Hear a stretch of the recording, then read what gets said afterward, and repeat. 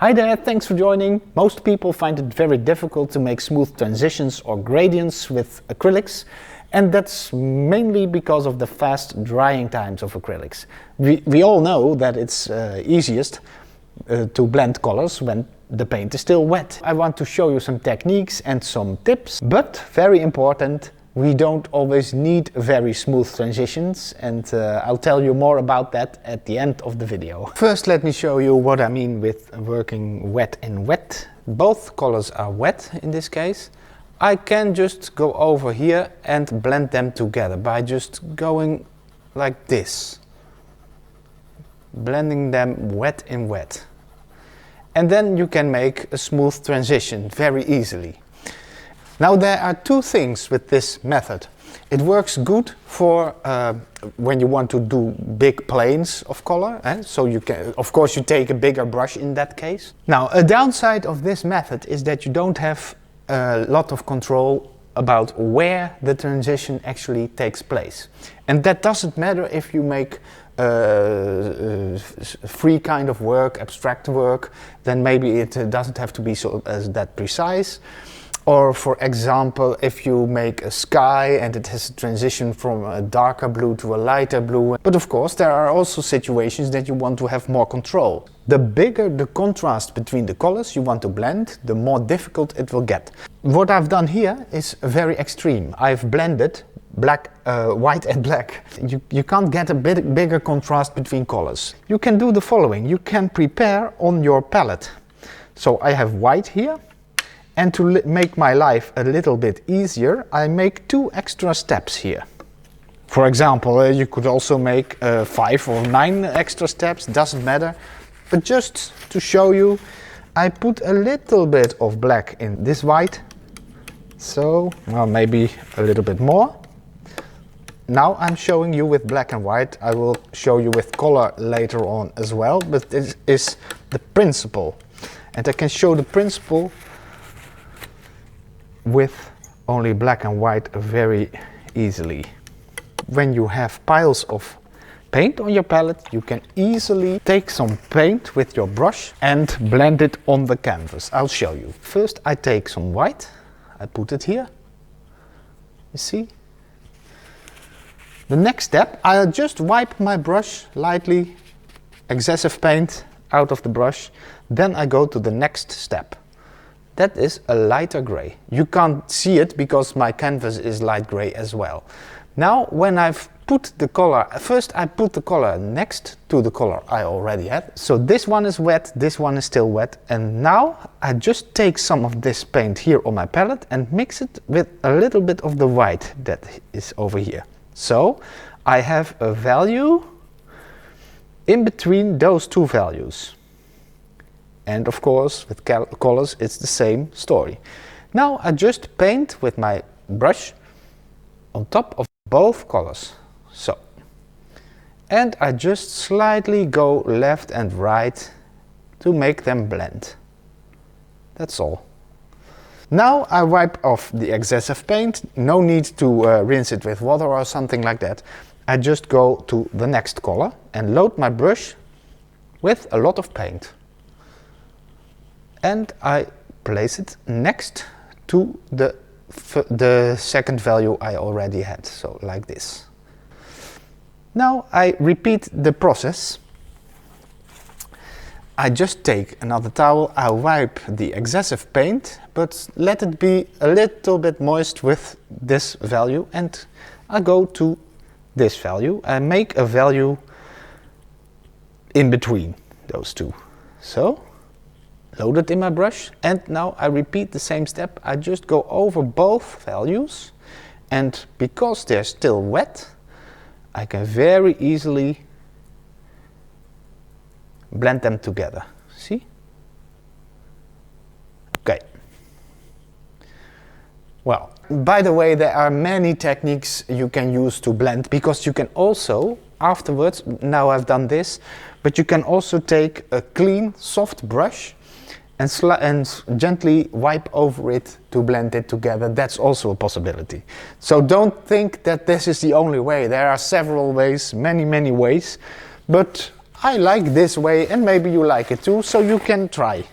I wipe the excessive paint off my brush and I go to the pure black value. I put it on the canvas over here. So, you see? And now, same thing, there's still paint on my brush, and I'll take a little bit of the previous value and I mix them together. So I have a lot of paint in my brush. That's also something when I tried this when I was young, I struggled a lot with it. And I've discovered that I used too few paint. You have to load a lot of paint in your brush, and that's scary in the beginning, but when you do it, it pays off. Now look at this.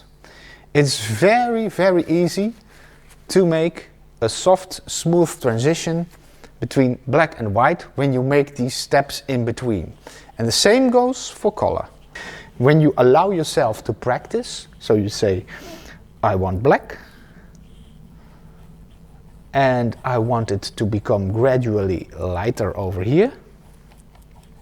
So I put on a lot of paint, and I just, for practice purposes, I'm talking about now, I just take another value like this. I don't mind that much about control. This is just for practicing. The more of these things you try, the more experience you get, and the easier it will get. You practice things out of the context. Also, when you don't have inspiration for a painting, just do things like this. Let me open a blank canvas. I always like blank canvases. I know there are artists that are afraid of a blank canvas because they don't know what to do with it.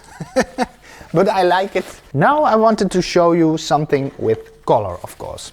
The bigger the contrast between the colors, the more difficult it will be to make a smooth transition. So, when I put two complementary colors next to each other on the canvas, or almost the complementary colors, maybe it isn't exactly complementary, but it's close, then you immediately see they pop off the canvas. It is because there's a big contrast between color, a bigger contrast than that you hardly can get, just like black and white.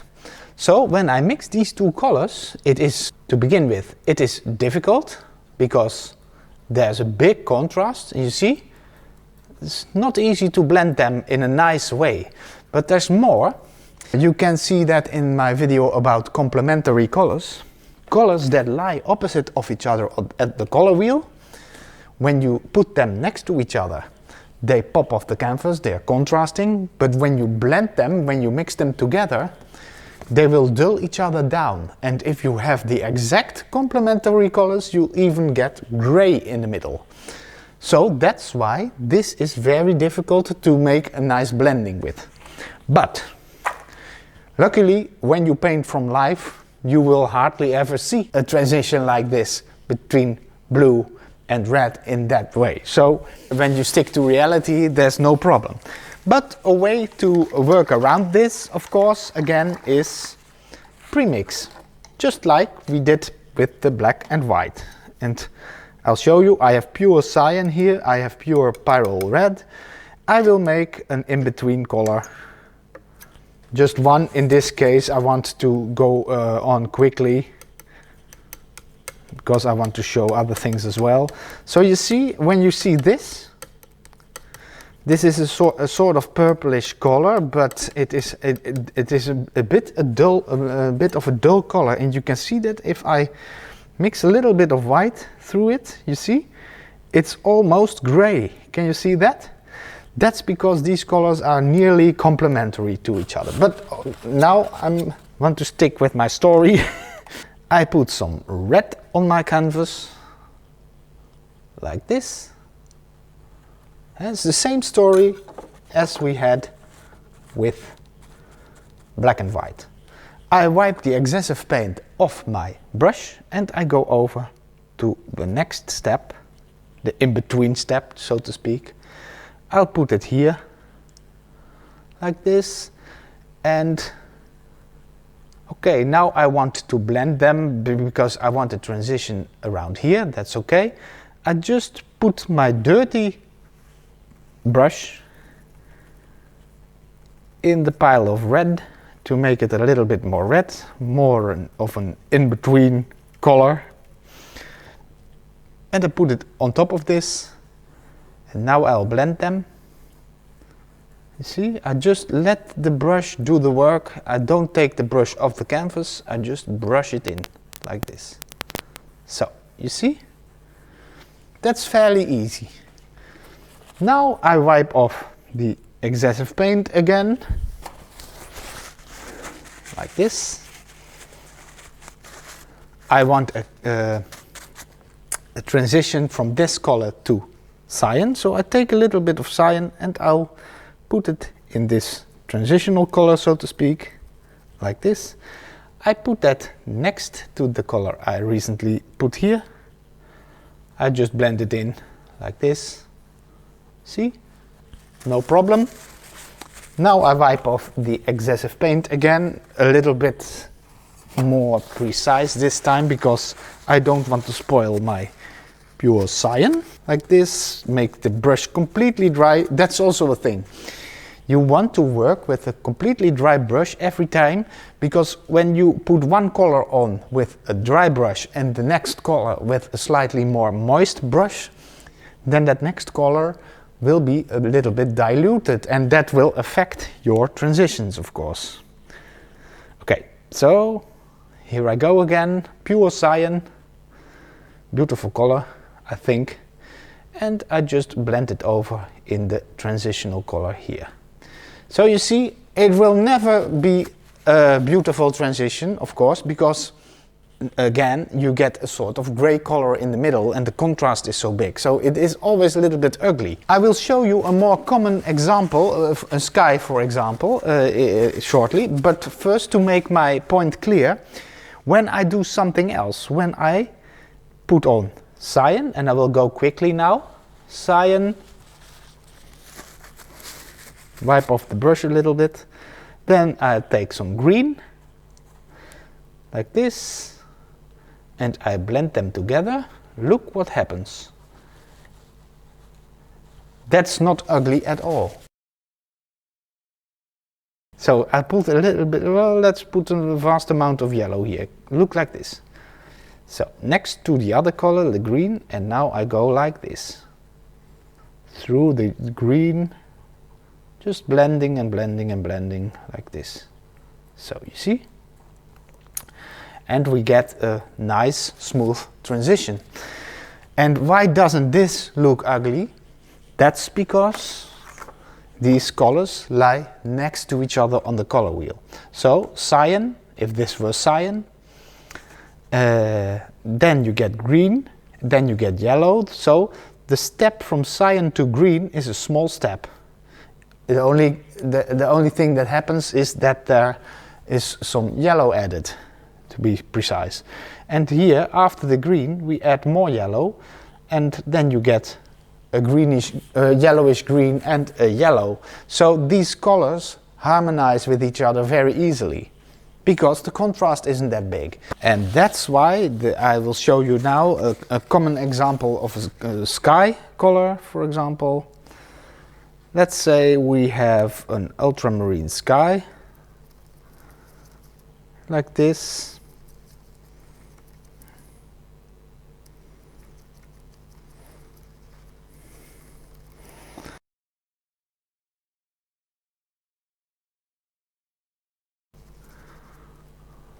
So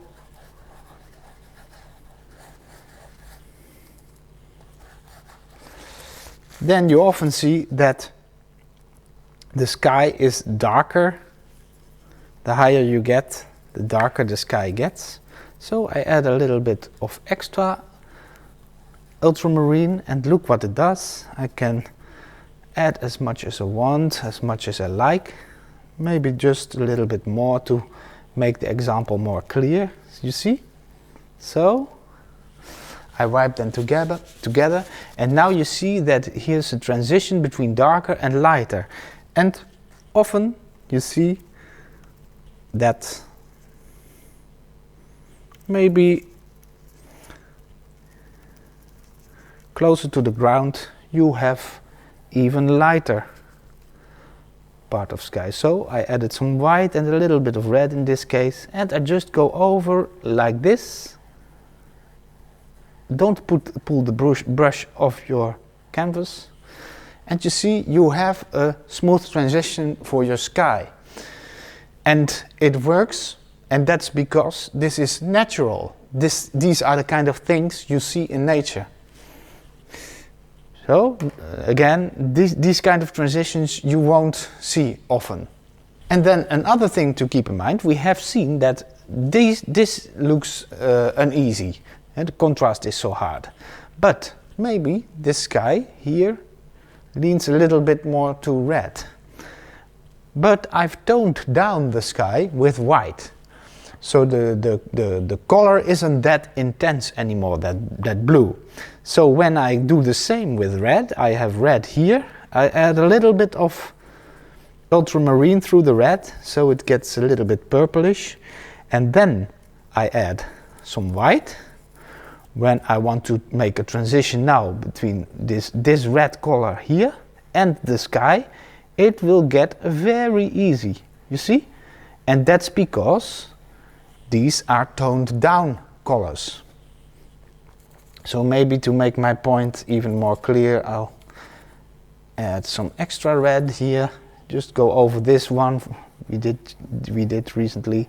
But you see, this doesn't look that uneasy as this one, because this is a toned down color, like the blue and the red. So it's just the story of the less contrast there is between colors, the easier it gets.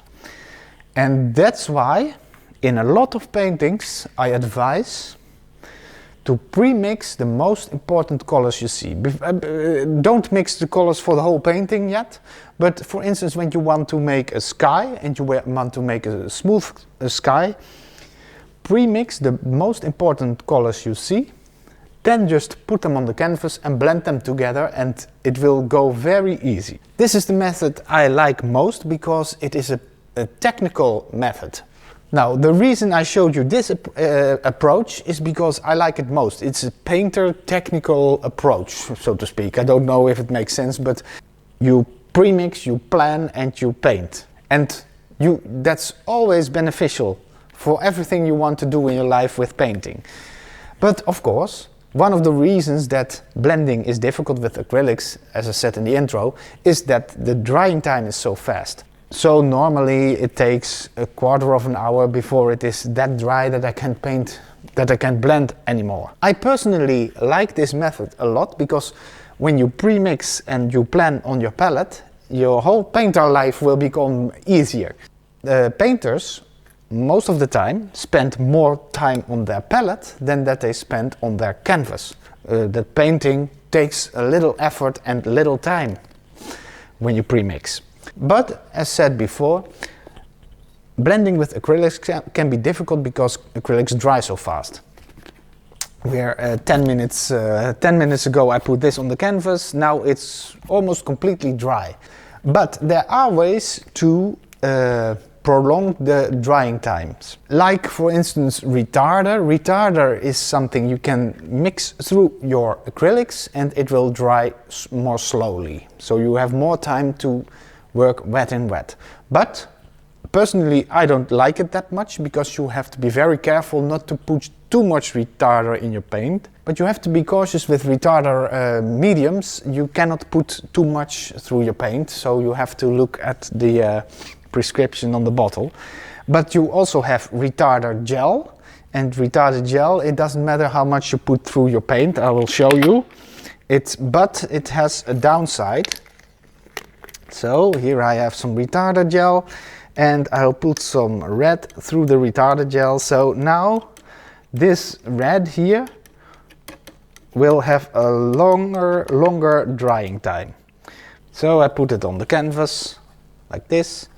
But the downside of this is, and you can see it maybe, because I've added gel, it also becomes more transparent. The more you add gel, the more transparent the color will get. So it's more transparent than this one, for instance. Another thing I like very much is using a mystifier. I use this a lot when I have to make a big painting with a smooth transition in the sky, for example.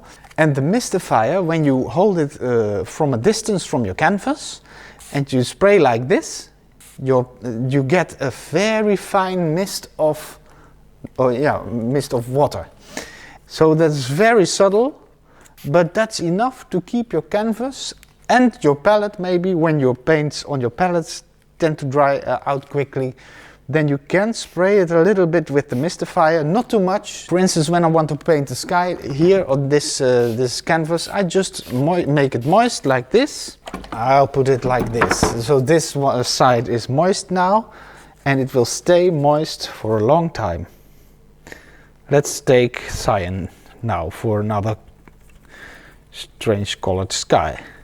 So it is moist, and you can see when I paint, that paints very smoothly. And now I want to add some more white, for instance, and maybe some red. So, and you see, it's almost like if you're painting with oils. Very smooth. So, the mystifier is a big help. But now I want to end with something very important. Always save the important things for last.